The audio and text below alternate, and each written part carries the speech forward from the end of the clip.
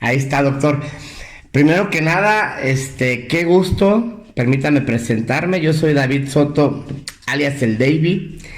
Y lo que son, lo que son las cosas, doctor. Bueno, primero que nada me voy a poner el bozal, aunque sé que estamos a la sana distancia porque estamos en videoconferencia. Salvo que usted no me escuche bien, me dice para volvérmelo a poner. Pero no sé si me escucha. Sí, sí te escucho. Bueno, esto lo hago como un símbolo, dado que Sí, de prevención. tenemos la tercera ola de contagios y en cada entrevista que yo hago suelo colocármelo, doctor, muy a diferencia del mensaje que manda el ejecutivo, donde nunca sale con el cubrebocas. Sí, sí, sí. Y yo no Déjame creo, poner el video. ok, porque yo no creo igual que usted que tiene una preparación académica en un escapulario ni una fuerza moral. Ok, está muy bien. Doctor, primero que nada, repito, el gusto, por ahí en la mañana que platicamos resultó que su hermano fue catedrático mío en la universidad. Sí, Así, sí. así que si Wilmer por ahí ve este video, uno de mis mejores maestros de matemáticas, gracias a él conocí el sake en uno de sus viajes a Japón, me hizo favor de traerme una botella de sake. Lo único que nunca le perdoné fue que no me enseñó a decir groserías en japonés, pero bueno. Doctor, vámonos a lo que nos concierne, porque yo sé que usted es una persona ocupada. Le agradezco la entrevista. Para mí es un honor poder conversar con usted, sobre todo por el hecho de platicar con una persona tan preparada. No todos los días platica uno con un doctor en ciencias políticas, pero como yo les he dicho a mis seguidores, este espacio no es mío, es de ustedes. Les cedo tantito la palabra para que se presente con toda la audiencia. Somos 34,000 seguidores hasta este momento que nos siguen en mis redes. Si me hace favor de presentarse y enseguida pasamos a lo que nos concierne. Ok, yo soy el doctor César Augusto Lachira Sain. Soy egresado de la maestría y del doctorado de la UNAM. Soy autor de 7 libros entre Derecho, Criminología, Filosofía latinoamericana, etcétera. Bueno, he sido coordinador del doctorado en Derecho, del doctorado en Administración allí en la UAS y docente de muchas universidades, tanto en licenciatura, maestría y doctorado. Actualmente tengo una página que se llama Cernillero Político y andamos por ahí como con los 40,000 seguidores. Doctor, fue justamente ahí en su página en donde yo leí algo que me llamó la atención y de ahí que decidí ponerme en contacto con usted. Vaya, yo en la mañana que platiqué con usted por teléfono y me preguntaba sobre la finalidad de la entrevista, yo le hacía mención de que yo como mexicano estoy cansado de esta división política que se está generando directamente desde el Ejecutivo, de dividirnos entre chairos, fifís, clase medieros, ambicionalistas. Vaya, yo creo que hay que poner fin a eso. Me siento completamente a gusto platicando con usted, con una persona culta, preparada. Yo le decía en la mañana, vamos a tener una charla, una conversación en donde podamos demostrarle a la gente que dos personas con ideologías políticas diferentes pueden tener una charla con sus puntos de vista, doctor. Yo quisiera primero que nos hiciera favor de responderme algunas preguntas, doctor, que no le van a ser muy difíciles. El concepto para usted de democracia. Bueno, Hola. eres político. En este caso, muy al estilo como lo planteaba Rousseau, Luc, Montesquieu, el soberano elige quiénes van a ser sus gobernantes. Y esto se hace a partir de la libre decisión que toman los ciudadanos en un proceso electoral. ¿Se está grabando la pantalla? Ok, entonces, bueno, obviamente ya tenemos ahí el concepto de democracia. La pantalla se está grabando.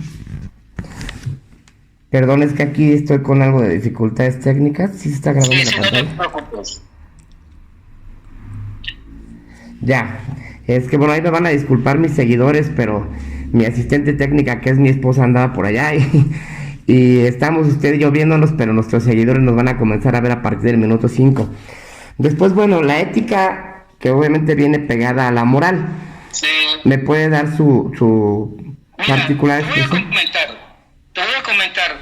Cuando se acuña el término de la democracia allá en Grecia y luego también se plantea en Roma, se hablaba que la democracia va acompañada de virtudes ciudadanas. Uh-huh. Así lo planteó Aristóteles, Sócrates, Platón. Esas virtudes ciudadanas van de la mano con un concepto básico que se llama razonabilidad.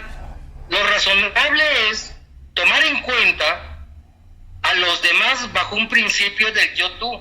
Es decir, yo pienso en función también del bien común de la comunidad.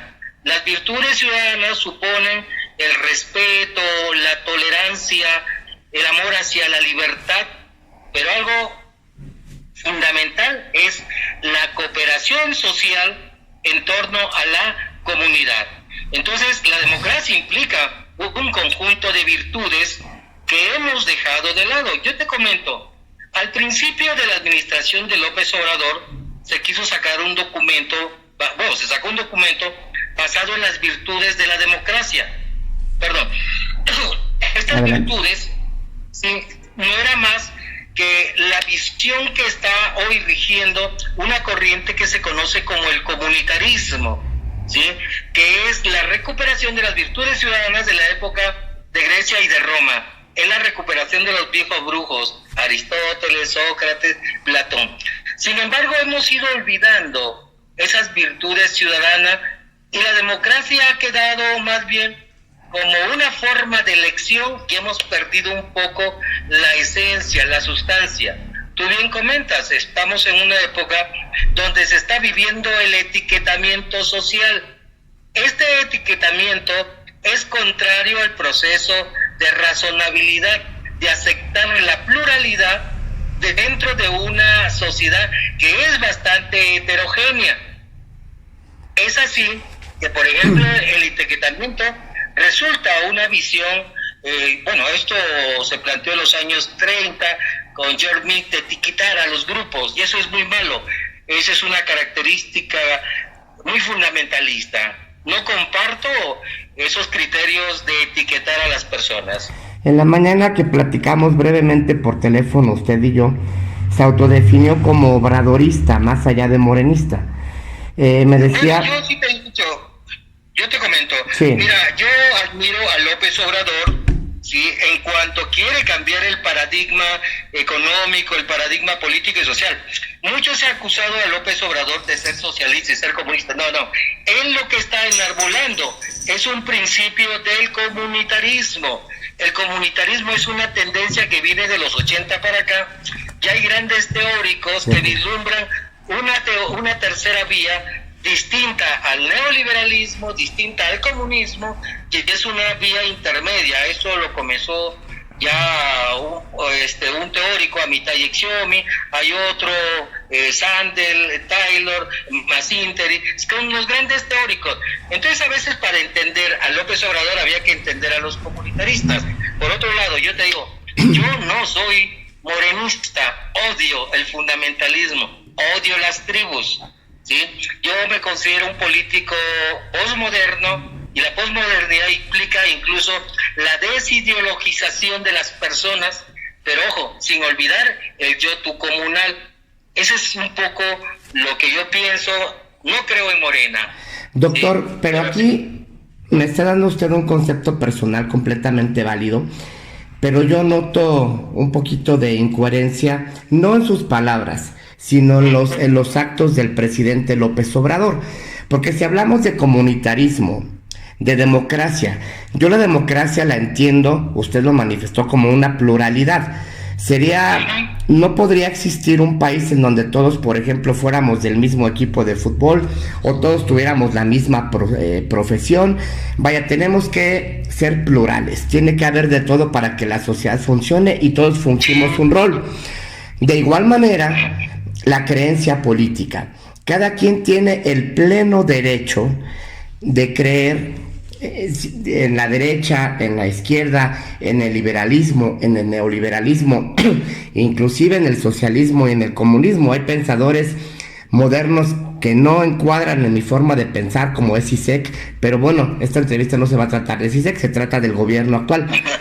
Después, si quiere, platicamos de CISEC, pero no me cae nada bien. No, bueno, te voy a comentar. Vayamos.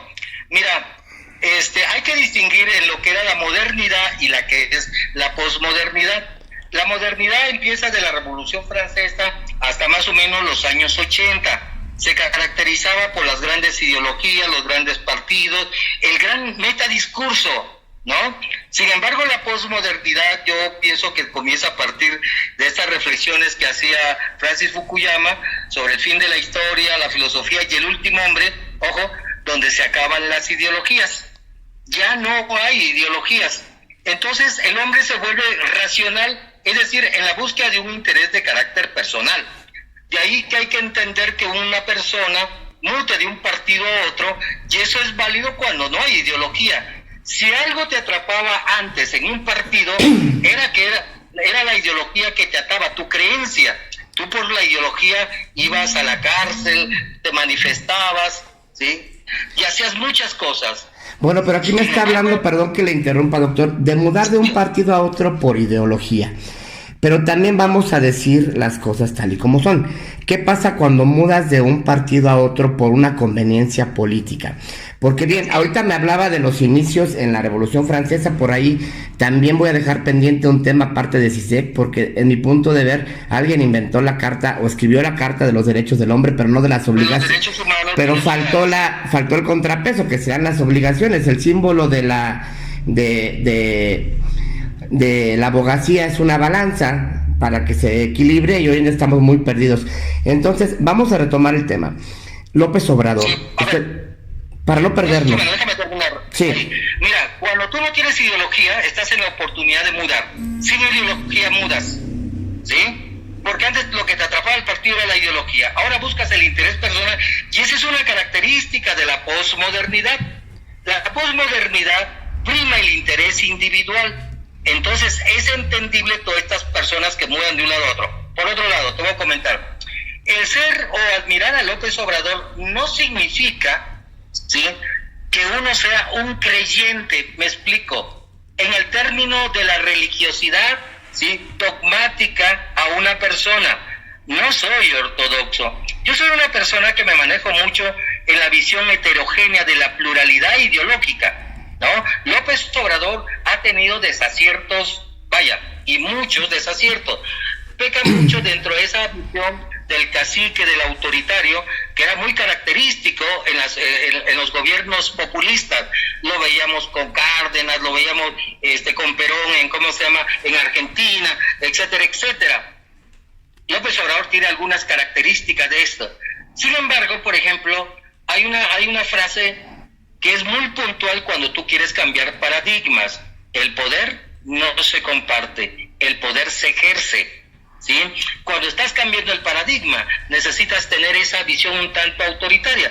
Eso lo decía Thomas Kuhn cuando hablaba de los paradigmas. Y lo quiere llevar López Obrador a la perfección al intentar desaparecer las mismas instituciones que nos garantizan la soberanía, como lo es el INE, por ejemplo, que es de las primeras que quiso golpear, que afortunadamente la oposición no lo plantea, pero yo aquí llamaría a la coherencia, porque podemos hablar y meternos muy profundamente en ideas políticas de grandes pensadores.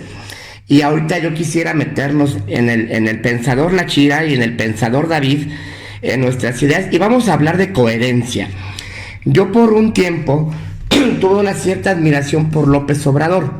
Se me quitó hace muchos años, en 2006, cuando pierde las elecciones legítimamente, porque así fueran por un solo voto, las perdió. Y no tenía derecho. Usted me ha hablado de comunitarismo, de el beneficio colectivo en vez del individual. El señor fue a cerrar Reforma durante meses, a perjudicar comerciantes, a perjudicar la economía, porque él se autonombró presidente legítimo. Después vuelve a perder las elecciones con Enrique Peña Nieto, el mismo show. Y para mí, el pensamiento de izquierda, y por eso nunca lo comparto, si a mí como pensador de derecha no me gusta la cacería, no voy, pero no me planto a hacer un meeting en contra de aquellos que les gusta la cacería. Si soy vegano, bueno, yo no soy vegano, soy carnívoro, pero a nadie voy e invado en sus negocios, como si lo hacen, por ejemplo, los golpistas veganos, que se paran afuera de un restaurante para exigir que la gente no coma carne. Bueno, así es López Obrador, una persona que se ha distinguido por la grilla política. Yo lo voy a hablar de una forma un poquito más coloquial, sin meterme en grandes pensadores. Para mí López Obrador es la típica persona que está en la tribuna del fútbol, criticando a todos los que están abajo. Yo si hubiera metido ese gol, yo no fallo ese penalti, yo hubiera hecho esto, y ahí están todos los tweets tirando a expresidentes. Yo nunca he defendido a ningún expresidente. Por ahí en mis videos en el canal hay inclusive unas mentadas de madre tremendas para Peña Nieto en su sexenio. A Calderón igual le tocaron por ahí algunas, pero bueno, vamos a centrarnos en López Obrador. Toda la forma en la que él es incoherente, porque a la hora de criticar, de hablar inclusive de cosas absurdas, tan a la ligera, como decir perforar un pozo es nada más hacer un hoyo, no tiene nada de ciencia, palabras que él mismo dijo y que ahora, vaya, el señor está perdido. Palabras tan estúpidas como decir no voy a poner aquí antenas eólicas porque afean el paisaje, mejor me voy a seguir quemando combustibles fósiles. Criticar a Peña Nieto cuando se le escapó el Chapo, mas sin embargo les recuerdo que hoy el Chapo está en una prisión de altísima seguridad, donde no va a salir nunca, mientras que López Obrador suelta a Ovidio. No solo eso, todavía va a llevarle el recado a la abuelita, y comenzamos a caer en un circo político, dentro del cual aprovecha a lo que yo llamo su circo mañanero, para ofender, para desprestigiar, para etiquetar, para tener entrevistas a modo doctor, y no me lo va a decir que no, porque tiene ahí personajes, permítame un segundo más ya, personajes folclóricos que han interrumpido a periodistas cuando ya lo tienen acorralado, que al señor se le nota su furia por haber perdido la mitad de la Ciudad de México. Quiso engallarse con Ricardo Anaya y le salió peor ahí con el tema de la cerveza. No es una persona que nos dé un ejemplo social, es una persona que nos está dividiendo. Yo le pregunto a usted, esa que tiene un doctorado, por tener un doctorado, por haber venido, porque me imagino, si es hermano de Wilmer, usted es de nacionalidad peruana, y bienvenido a este país que es bellísimo igual que el suyo, con una cultura tremenda, y además los sándwiches son deliciosos. Pero bueno, no estamos hablando, otro día platicaremos del Perú. Pero bueno, López Obrador se ha dedicado a dividir, a tirar culpas, a contradecir lo que él mismo dijo. Yo por consecuencia no lo nombraría un líder. Él trae las ideas de Echeverría, de ese comunismo de Echeverría, que no ha funcionado hoy en día, por eso estamos en la crisis en la que estamos. Cuba fue el único país latinoamericano que lo soportó. Cuando la URSS desaparece, Rusia ya no apoya. Es más, Rusia ya es más capitalista que comunista, al igual que China. Y todo en el gobierno de López Obrador son incoherencias. Para empezar, su famosa consulta que va a ser el domingo, se me hace una burla tirar 500 millones de pesos a la basura en vez de meterlos en algo que hace falta como medicamentos. Decir que los niños con cáncer, que voy a entrevistar a varias gente que no ha podido hacerse un trasplante de riñón, gente que no ha podido tener medicamentos y no tienen la solvencia económica para costearlos, y tener el cinismo de salir a decir que son golpistas, que a un estúpido como López-Gatell haya salido en días anteriores con mariachi diciendo que se domó la pandemia, cuando al inicio de la misma se dijo que 6 u 8 mil muertos serían mucho y vamos arriba de 360,000. O sea, no encuentro coherencia por ningún lado. Se le van encima a cabeza de vaca. Qué bueno, destrócenlo. Si lo debe, destrócenlo. Pero me pregunto también qué está pasando con Saúl Huerta. Maldito violador, y desde aquí se lo digo. Protegido por López Obrador. El circo que hizo en Guerrero con Macedonio. Maldito violador, se lo vuelvo a decir, protegido por López Obrador. Yo le pregunto, ¿eso es comunitarismo, doctor? ¿Eso es proteger a una persona? voy a contestar, ¿sí? Mira, en primer lugar, partamos por algunas cosas. Yo no soy un defensor de las acciones de López Obrador. Uno, él es un homos político. Los homos políticos en extremos, decía Platón, tienden a perder un principio de realidad, entran al plano un tanto irracional. Diríamos nosotros, existe a veces una incoherencia entre la idea y la realidad que ellos hacen, ¿sí? López Obrador ha tenido una serie de desaciertos. Defender eso sería caer dentro de un fundamentalismo morenista que no lo soy y no tendría por qué estarlo defendiendo. Ahora, si tú me preguntas si López Obrador está en camino al comunitarismo, yo creo que tiene la idea y la visión de ese comunitarismo. Ahora, por ejemplo, que algunas acciones que ha realizado sobre enfrentar la pandemia, sobre destinar recursos para el medicamento de los niños con cáncer, son desaciertos, ojo, porque no se elaboraron las estrategias primarias frente a las consecuencias de enfrentarte al gran monopolio farmacéutico. Ahí fue el error. No tener una estrategia de cómo suplir, o sea, ir directamente a un enfrentamiento sin saber cómo responder al ataque de las farmacéuticas, un error grande, ¿sí? Por otro lado, por ejemplo, cuando hablamos de que López Obrador se contradice en sus acciones, efectivamente lo ha hecho, y en algunas cosas lo reconoce y en otras no, porque él actúa muchas veces bajo unas características propias de lo que podríamos llamar nosotros de un psicótico político. Yo le llamo sociópata político. El sociópata político tiene esas características de dimensionarse más allá de lo que verdaderamente es. O sea, en los términos de usted es un ogmus político. Yo lo llamo, vive en su mundo que solamente él se cree, sus realidades, porque usted me habla ahorita del monopolio farmacéutico.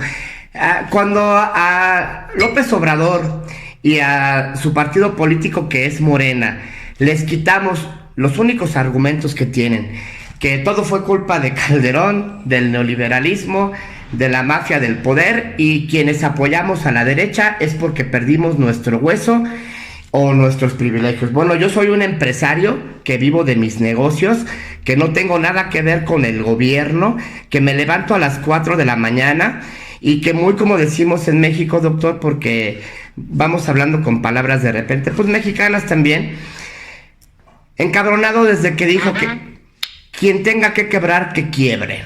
Mientras que el señor destina recursos a lo imbécil, a proyectos que están haciendo un daño irreversible. Irreversible. Yo, si usted me acompaña, yo le pago el viaje para que vayamos juntos a Dos Bocas a entrevistar a la gente a la que dejó ya sin empleo, cómo el medio ambiente está destrozado, por el Tren Maya también, para que sus terrenos suban de plusvalía, el cinismo que tuvo su hijo diciendo yo soy un junior de la 4T. Entonces, vamos a llamarle ogmus, o sea, está usted diciéndome que es un psicópata y se la creo. No, sociópata. Ah, sociópata. Bueno, pero aparte está... El psicópata es genético, el sociópata es producto de la propia circunstancia, ¿sí? Y tiene conductas similares a la de un psicópata, pero esto es producto del ambiente social, de la propia coyuntura política. Oye, pero yo creo que estás confundiendo un poco. Me estás achacando defensas que yo nunca he hecho. No, solamente estoy dando una interpretación a sus palabras. Un homos político, ¿sí? Un homos político toma decisiones unilaterales. Un homos político le marca la agenda a la oposición. Un homos político maneja las cajas chinas. Un homos político, ¿sí? Tiene esa dimensión casi de un semidios que todo lo puede. Esas son sus características. Y las tiene López Obrador. Pero yo lo estoy describiendo. Yo tengo un libro que trata sobre esos temas. Yo no lo defiendo en estas cosas. Yo te digo, a mí sí me agrada ciertas acciones que tienden a ver ¿sí? En este caso, a romper con el viejo paradigma, y no estoy en contra de los empresarios, ojo, tampoco, ¿sí? No estoy en contra, por ejemplo, de la división de clases sociales. Yo soy muy al estilo de John Rawls. Aquí lo que queremos ver es que haya, ojo, una igualdad en las oportunidades, ¿sí? Y si esto deriva en que unos tengan más, tengan menos, eso es normal, eso es real. El aceptar claro, las divisiones de clase, de quienes puedan tener más, quienes puedan tener menos, es algo natural. Yo lo que planteo, y siempre he planteado, por ejemplo, cuando se habla de que la ley no se consulta, sino se aplica, porque este es un tema jurídico de los años 30, no es de ahora, ¿sí? Vemos nosotros que hay un sistema de justicia, ojo, y lo ha dicho Saldívar, totalmente corrupto. Me explico, y lo hemos visto ayer con el caso de Lidia Cacho, donde se exenta a través de un amparo, ¿sí?, a este señor que prácticamente está huido allá en Israel y ya se le eximen del delito. Tenemos un sistema de justicia totalmente corrupto. Ojo, pero no esto es propio de aquí, de México, es propio de todos los países de América Latina. Sí, pero no por eso, doctor, podemos... La política de López Obrador, la política que está diseñando López Obrador sobre las energías y esto, se someten a crítica. Yo también he criticado muchas cosas. El problema fue cómo se vendió, perdón que lo interrumpa, cómo se vendió López Obrador. Yo le pondría un adjetivo más, oportunista. ¿Por qué? Porque obviamente para nadie es un secreto los errores políticos que cometieron los dos partidos que estaban antes, y él se aprovechó de todo eso, justamente de la vulnerabilidad de cierta parte de la población. Usted da cátedra en la Facultad de Contabilidad, me estaba comentando. También doy clases ahí. Usted sabe que para todo cargo corresponde un abono. Es la principal regla de la contabilidad. Todo el dinero que se está destinando a programas sociales populistas, como es lo de los famosos ninis, etc., que mantienen una base electoral de López Obrador y de su partido, toda la cantidad de recursos que se están destinando, no es posible, doctor, que tengamos un aeropuerto de primer mundo diseñado y ganó un premio, y llega López Obrador por sus pantalones a pagar indemnizaciones y a hacer un aeropuerto que no sirve para nada. Yo tengo 690 horas de vuelo, ¿sí? Y le puedo decir que Santa Lucía antes era un punto de referencia para la aviación. Es más, si usted escucha la grabación cuando cae el avión de Camilo Muriño hace muchos años, escuchan que dice a las 12 de Lucía. Bueno, Lucía se tomaba, o Santa Lucía, como un punto de referencia para alinearse y aterrizar en la Ciudad de México. Tenemos un cerro atrás, ni militarmente sería estratégico en caso de un conflicto. O te vas al frente a los enemigos o tienes el cerro atrás.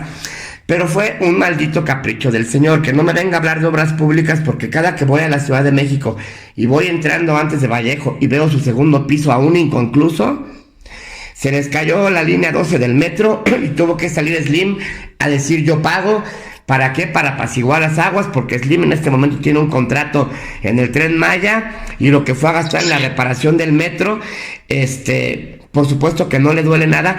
Entonces, ¿de qué maldito cambio estamos hablando? La forma de venderse de López Obrador y sus acciones no tienen nada, pero nada que ver. Desde el momento en que empieza a generar, usted dijo cajas chinas, cortinas de humo, etc., que es su rifa del avión, que al final no es rifa.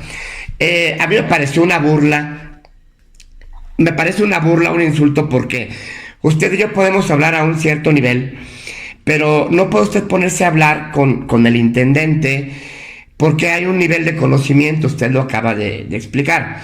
Y la forma en que se burla López Obrador, diciéndole a la gente, es un avión que se le pone tanto combustible y logra hacer vuelos transatlánticos. Señor, o sea, en tierra de tuertos el ciego es rey, prestigio entre los desprestigiados. Todos sabemos que hay vuelos transatlánticos hace muchísimo tiempo. El decir que ese avión no lo tiene ni Obama, pues claro que no. Desde el avión de Obama se puede iniciar una guerra nuclear. La forma en la que busca constantemente deslumbrar a la gente de bajo perfil, que desgraciadamente es la mayoría en este país, y es su base electoral. ¿Por qué se fue encima ahora sobre la clase media a ofendernos por querer tener más de un par de zapatos? ¿Sí? por ser ambicionalistas sin moral. Bueno, es que tú me estás comentando muchas cosas de lo que siempre se está acusando a López Obrador. Yo no estoy para defender a López Obrador. Yo no estoy. En primer lugar, yo tengo mi visión de lo que es López Obrador como hombre, con todos los errores que ha cometido, ¿sí?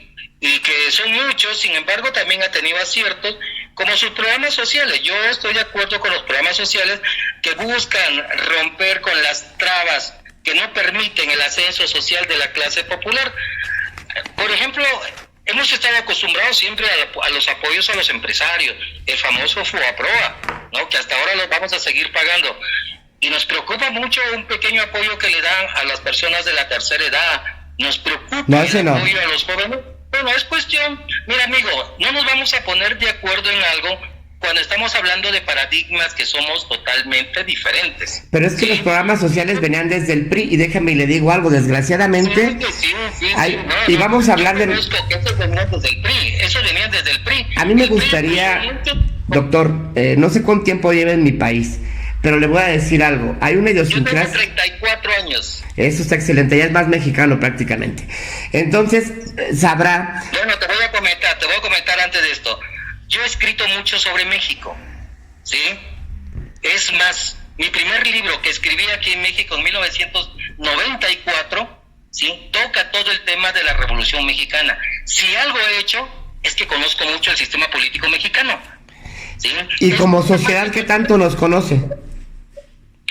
Bastante. Entonces, déjeme platicarle algo. Desgraciadamente, México padece... Ricardo Anaya fue mi alumno, ¿sí? En el doctorado en la UNAM. Pepe Calzada ha sido mi alumno, Manuel Pozo fue mi alumno, Marcos Aguilar fue mi alumno, el presidente del tribunal aquí, Ortega, también fue mi alumno, Consuelo Rocío también fue mi alumno. Conozco a las personas del sistema político, los he formado. No, pero yo no me refería a las personas del sistema político, me refiero a las personas comunes. Yo le voy a decir algo. Había un programa del PRI social que te daba una cantidad de dinero para que tú empezaras tus negocios. Uno de mis negocios es la fabricación de mobiliario. Llegaban a la empresa cualquier cantidad de personas que iban a poner un negocio sin el conocimiento del mismo, únicamente querían una cotización para sacar el dinero. Ya que tenían el dinero lo invertían en su negocio. Una persona que no sabe de un negocio va directo a la quiebra, y así vi quebrar a muchos. El programa de Procampo, vi cualquier cantidad de gente que se gastaba el dinero en la borrachera, desgraciadamente. A ese tipo de gente me refería yo. Al hecho de que haya formado usted a una gran cantidad de políticos, me da mucho orgullo estar platicando con usted, y más me intriga por qué una persona tan preparada como usted puede apoyar a López Obrador.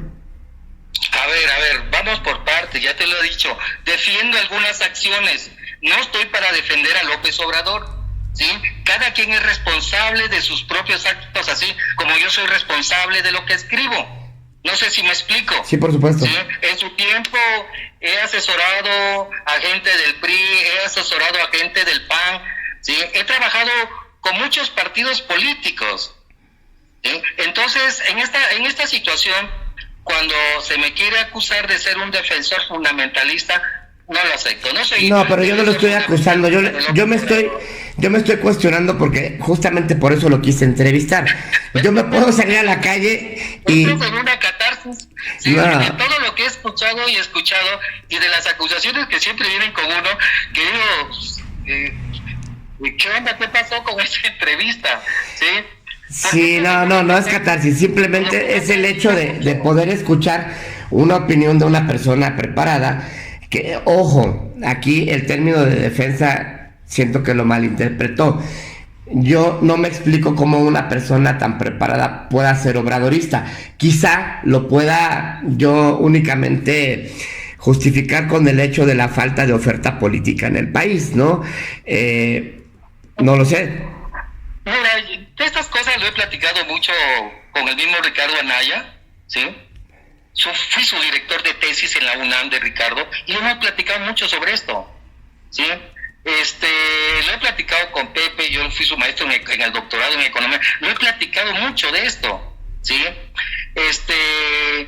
El problema es que estamos, ojo, toda transición implica una anarquía, toda transición implica una anarquía, ¿sí? Pero en esa anarquía también hay un orden, pero ese orden no lo entiendes porque estamos pensando en el otro paradigma. Esta es una cuestión un poco compleja que se maneja en los esquemas transicionales, pero ojo, no soy, ¿sí?, fundamentalista y nunca defiendo el fundamentalismo. Hay que aceptar que hay cosas buenas y hay cosas malas. Conozco los programas que implementó Carlos Salinas en el programa Solidaridad. Fíjate, te voy a comentar, yo fui coordinador del programa Mujeres en Solidaridad aquí en Querétaro. Conozco todo esto, ¿sí? He palpado el sistema en los distintos sexenios. Doctor, y entonces es aquello que debería defender en su momento. me correspondería preguntarle, ¿cuáles son los consejos que daría usted a una sociedad que está a la incertidumbre de qué va a pasar con el país? Porque por un lado tenemos a un presidente totalmente incoherente, por el otro lado tenemos a una oposición golpeada que apenas está comenzando a organizarse para resurgir. Justamente lo acaba de describir, una especie de anarquía. Anarquía, sí. Pero no estamos preparados para una anarquía y hay miedo en la transición, obviamente, y queremos tener un poco de certidumbre. Y cuando suceden cosas, termino la pregunta, cuando suceden cosas como lo que va a pasar el domingo, la consulta popular, ok, se supone que para eso el señor ya es el presidente legítimo porque ganó por mayoría y que tiene un gabinete a quien consultar. ¿Por qué hacer esto de la consulta? A ver, por parte, vamos a ver. ¿Qué le aconsejaría yo a la oposición? Uno, ¿sí?, elaborar su propia agenda política, porque su agenda de ellos está en función de lo que dice López Obrador. Y López Obrador ha tenido siempre la astucia de jalarlos a los temas que él quiere. Les falta, en este caso, ¿sí?, ser más coherente en función de una agenda nacional que tengan que seguir ellos, sin caer en el juego que les hace López Obrador. Eso es uno. Segundo, cuando hablamos de la consulta, mira, la consulta es un principio que está dentro de la Constitución, es un derecho, ¿sí?, es una figura de la democracia.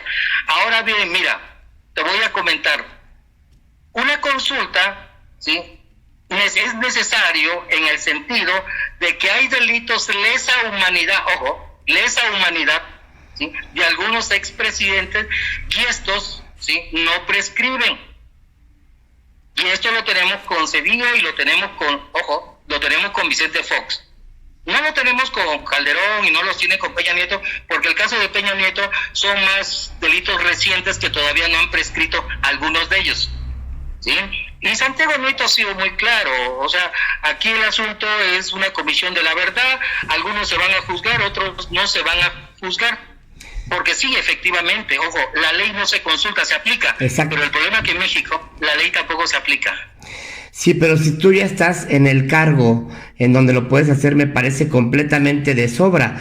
Como lo que hizo en Durango para cancelar Eso depende del Poder Judicial. Pero no era necesaria la consulta. Fiscalía y el Poder Judicial. Fiscalía y Poder Judicial. ¿Usted la consideraba necesaria entonces una consulta? Te voy a comentar, es un ejercicio democrático. ¿Pero era necesario? ¿Sí o no? Sí, bueno, mira, para mí en lo particular, no era necesario.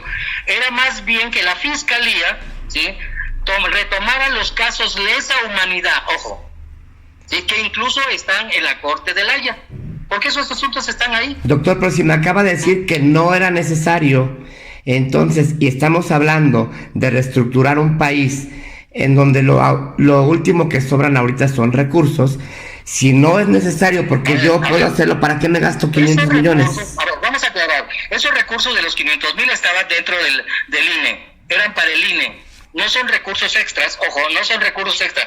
El INE había pedido 875 millones para la consulta, le dijeron, no hay dinero, le dijo la Secretaría de Hacienda.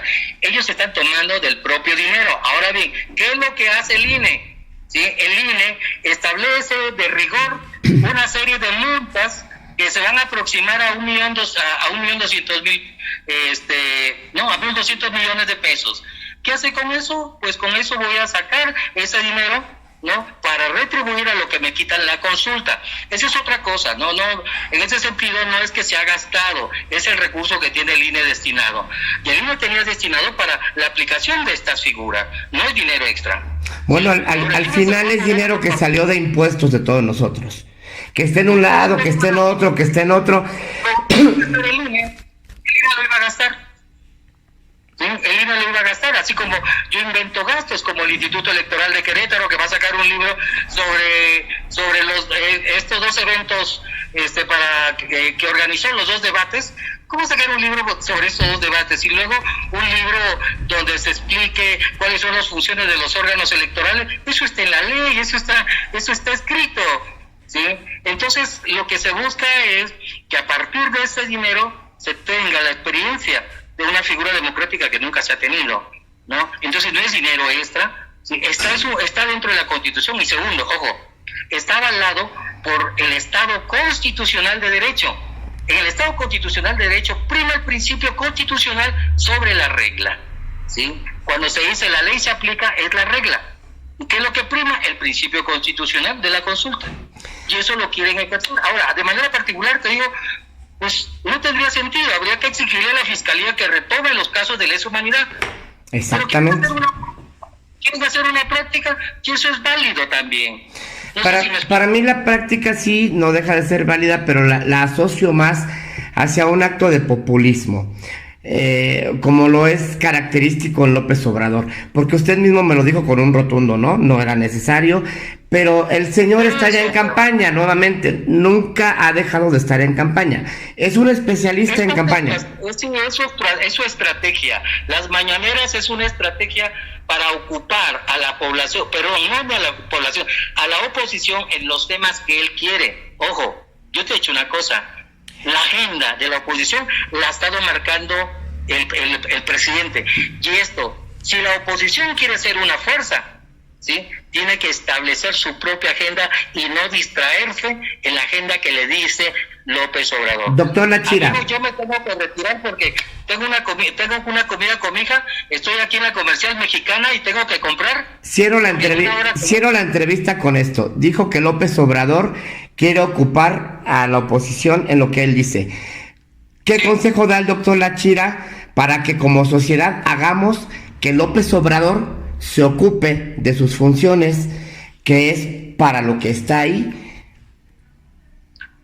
Eso yo creo que no lo vas a cambiar hasta que en un proceso electoral la población decida si sigue Morena o no sigue Morena, ¿sí? Es muy complicado cuando te enfrentas a personajes homos políticos populistas con ciertos aires de dictador. Ojo, dije aires de dictador, ¿sí? Y lo hemos tenido en América Latina muchos. Y en México hemos tenido, como tú dices, a Luis Echevarría, al mismo Cárdenas, ¿no? Hemos tenido muchos de ellos. Entonces, para mí, en lo particular, ¿sí?, no es una sorpresa, porque América Latina, retomando un poquito una frase que decía Horkheimer, este político en 1927 sobre Alemania, ¿sí?, al pueblo le gusta quien ejerce la disciplina y no aquel que lo conlleva a una indisciplina al compartir el poder. López Obrador es un político típico, ¿sí?, con esas características que decía Horkheimer.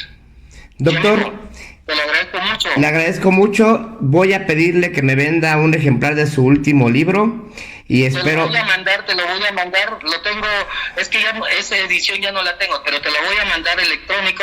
Me parece bien. Le encargo, por favor, un saludo a Wilmer.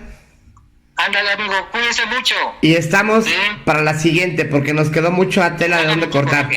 No haga mucho coraje. No, yo no hago coraje. El que está haciendo coraje es Obrador desde que perdió las elecciones. Y ya lo tenemos de la cola y no lo vamos a soltar. Sale, cuídense. Dios te bendice.